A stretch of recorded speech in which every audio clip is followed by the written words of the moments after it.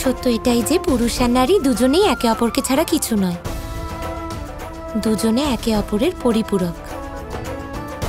তোমাদের সুখী বিবাহিত জীবনের এই গুরুত্বপূর্ণ শিক্ষা দেওয়ার জন্য এই খেলা খেলতে হলো।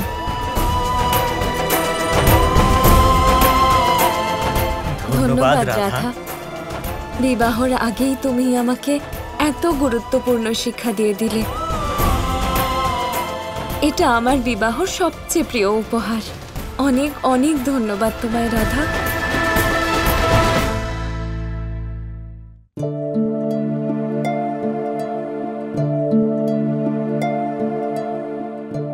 আমিও এই কথাটা ভালো করেই বুঝে গেছি রাধা। সেসব ঠিক আছে, কিন্তু আপনি এটা ভাবলেন কি করে যে রাধা তার দাদার অপমান হতে দেবে?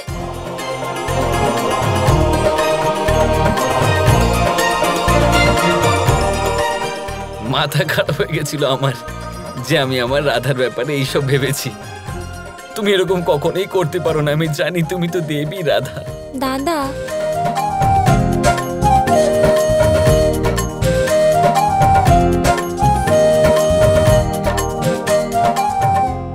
সত্যি কথা দাদা, মানুষ রূপেও রাধা দেবী।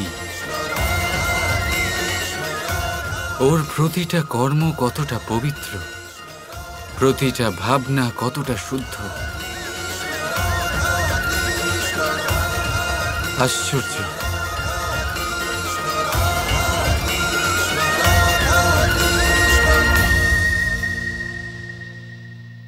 এক মুহূর্ত দাঁড়াও, এক মুহূর্ত।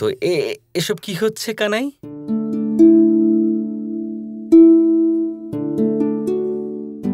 কানাই, এখানে হচ্ছেটা কি? হ্যাঁ, কি হচ্ছে?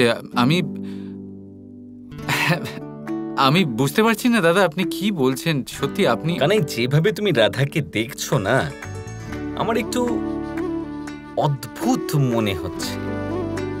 তোমার মনের মধ্যে নিশ্চয়ই বড় কিছু ঘুরছে, সেটা তুমি আমাকে বলছো না, আর আমি কিছু বুঝতে পারছি না। আমি তো নিজেই কিছু বুঝতে পারছি না দাদা। আগে আমি নিজে বুঝতে চেষ্টা করি যে এটা কি যা আমি অনুভব করছি। রাধা কৃষ্ণ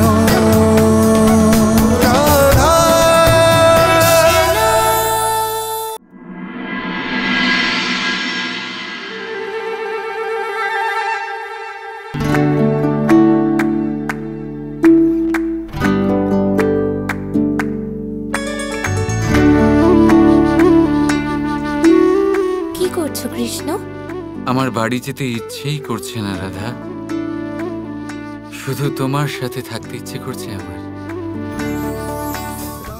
তোমাকে এইভাবেই দেখে যেতে ইচ্ছে করছে আমার। আচ্ছা, কিন্তু যশোদা কাকি আছে না, উনি নিজের দুলালকে এইভাবে এমন অজানা জায়গায় একা তো ছাড়বেন না, তাই তো তোমাকে যেতেই হবে।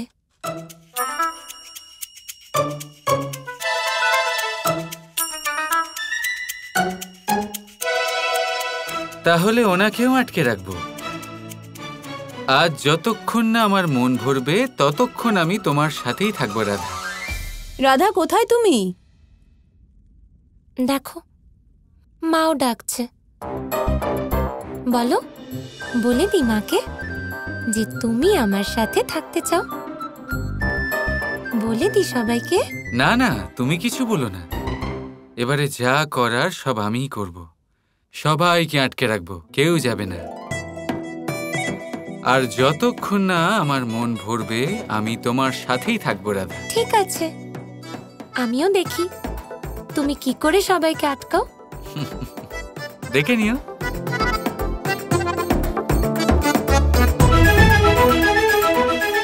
চলো। হ্যাঁ, আগে আপনি।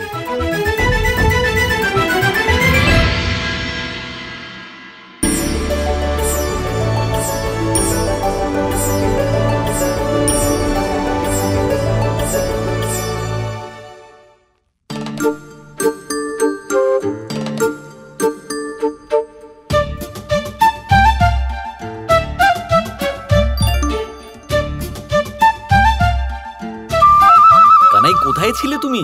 চলো, বাড়ি যাওয়ার সময় হয়ে গেছে, সবাই অপেক্ষা করছে। এসো। সবাই চলে যাচ্ছে? আরে এইভাবে কি করে চলে যাবে? আরে দাঁড়ান, সবাই কোথায় যাচ্ছেন?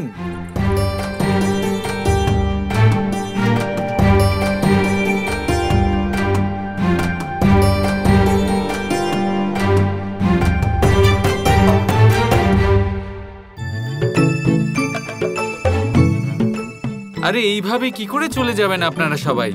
আমাদের চন্দ্রাবলীর ইচ্ছেকে পূরণ করবে। আমার ইচ্ছে?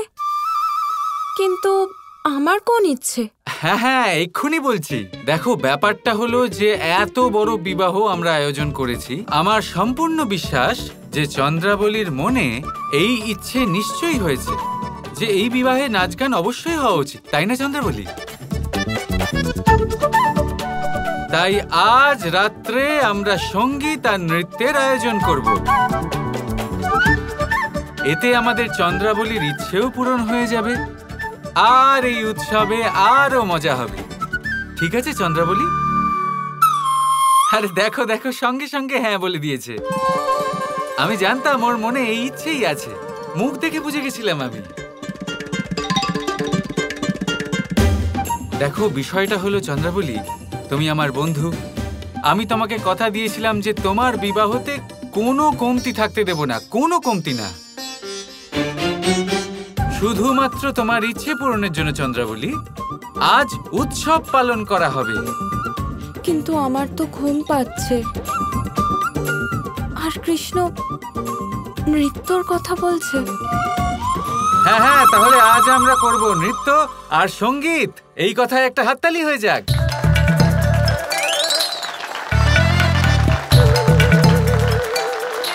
চন্দ্রাবলীকে বিরক্ত করছো। এবারে দেখো আমি কি করি। কাকা, আপনি মানা করবেন না।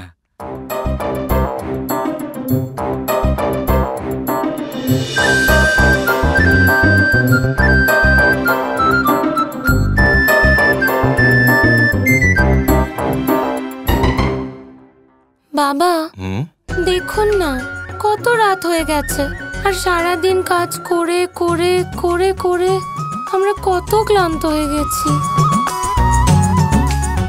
ছাড়ুন না এই নৃত্য আর সঙ্গীত। আমার মনে হয় আমাদের ঘুমানো উচিত।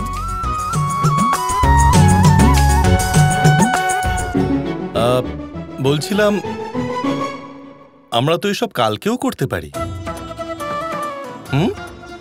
আর আমাদের সবার এখন বিশ্রাম করা উচিত। হ্যাঁ কানাই, কাল ঠিক করে নেওয়া যাবে।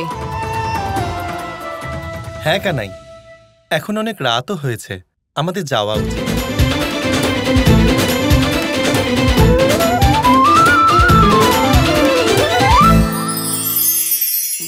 অনেক উচ্চতায় পৌঁছতে গেলে আমাদের কি প্রয়োজন হয়?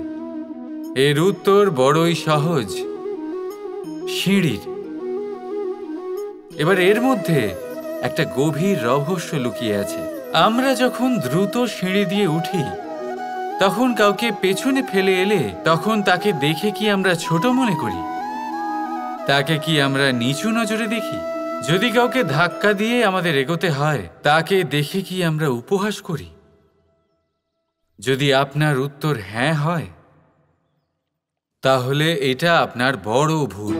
আপনার সিঁড়িতে যার সাথেই দেখা হোক, মধুর সম্পর্ক বজায় রাখুন, স্নেহময় ব্যবহার করবেন তার সাথে, বিনম্র থাকবেন। কারণ যে সিঁড়ি দিয়ে আপনি উঠছেন, মনে রাখবেন সেই সিঁড়ি দিয়ে আপনাকে নিচেও নামতে হবে। যদি এই সিঁড়ি না থাকে তাহলে নিজের বিজয় উৎসব অবশ্যই পালন করবেন, কিন্তু যারা পিছনে থেকে যায় তাদের নিয়ে উপহাস কখনো করবেন না। রাধা রাধা। কৃষ্ণ বাজিবে প্রেমেতে।